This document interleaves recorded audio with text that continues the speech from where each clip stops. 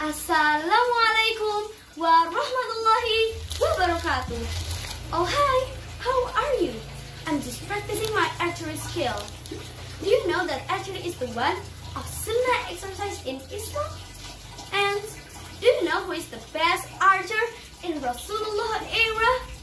He is Sa'ad ibn Abi Waqqas, the maternal uncle of Rasulullah SAW and the first to shoot an arrow in the path of Allah and one of the 10 promised Jannah. And this is his stories. In a small town city in the narrow of valley,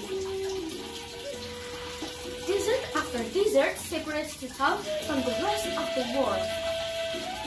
During the day, the heat of the sun is unbearable, and the nights are quiet and lonely. There's no religion to guide people except one which promotes of the God status. This is Mecca, and these are the Arabs. Around the year 594 AD, a young man made his debut into the world as a resident of Mecca.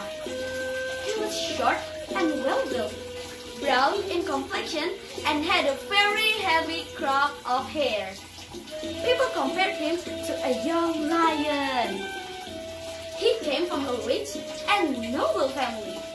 He spent much of his time making and repairing bows and arrows, and practicing archery as he preparing himself for some great debut. His name was Sa'ad ibn Abi Waqqas. His father's name was Malik, and his mother's name was Hamna bin Abu Sufyan. With regarding to his mother's side, his lineage met with Rasulullah SAW at Qusay, the fourth forefather of Rasulullah SAW from his father's side, and the fourth forefather of Sa'ad ibn Abi Waqqas from his mother's side. This made Rasulullah SAW and Sa'ad ibn Abi Waqqas second cousins. Sa'ad ibn Abi Waqqas entered the faith in the very early stage. Ibn Kathir mentioned that the day he embraced Islam, he was just 17 years old. The Prophet, peace be upon him, was also greatly pleased when Sa'ad embraced Muslim. He saw signs of excellence in him. While the Prophet, peace be upon him, was delighted with Sa'ad embraced Muslim, others, and especially his mother, were not. Sa'ad said, "When my mother heard the news of my Islam, she flew into a rage.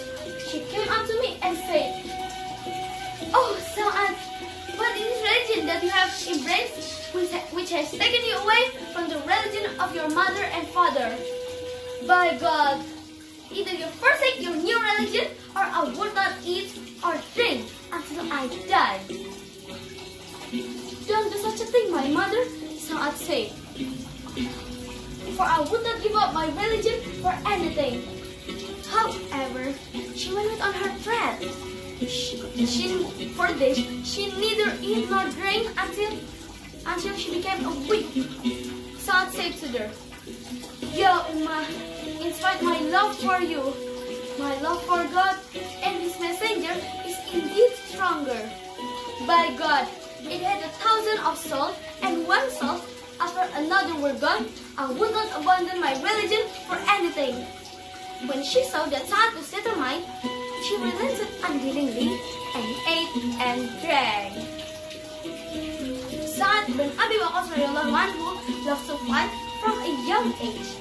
When Islam came, he became one of the proficient marksmen, the strongest rider, and the eminent brave leader.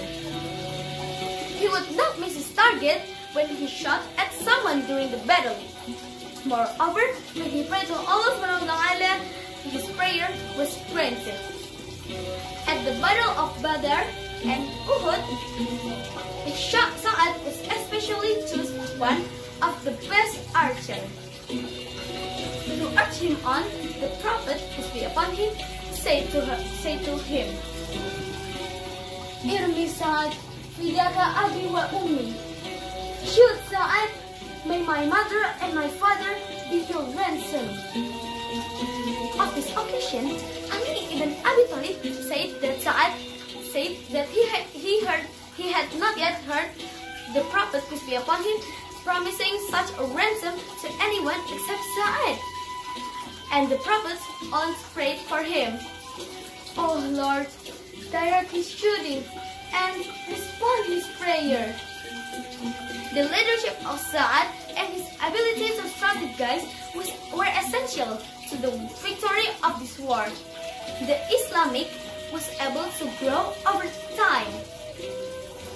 Sa'ad was one of the 10 individuals who were promised Jannah. Ahmad and Al-Tirmizi also report from Sayyidina Abdurrahman ibn Auf radhiyallahu anhu. Rasulullah SAW stated, Abu Bakr is in Jannah, Umar is in Jannah, Uthman is in Jannah, Ali is in Jannah, Talha is in Jannah, Zubair is in Jannah, Abdurrahman ibn Auf is in Jannah, Sa'ad is in Jannah, Sa'id is in Jannah, Abu Ubaidah ibn Al-Jarrah is in Jannah. Sa'ad ibn Abi Waqqas passed away in the age of 70 in his palace in Aqib, 10 miles away from Medina in the year 674 AD. Muslims look to his life and the service he performed as a source of motivation and inspiration. Well then, what a wonderful, inspiring story, isn't it? I hope we could follow his path to be one of Rasulullah. Peace be upon him, proud ummah. See you next time. Wassalamualaikum warahmatullahi wabarakatuh. Goodbye.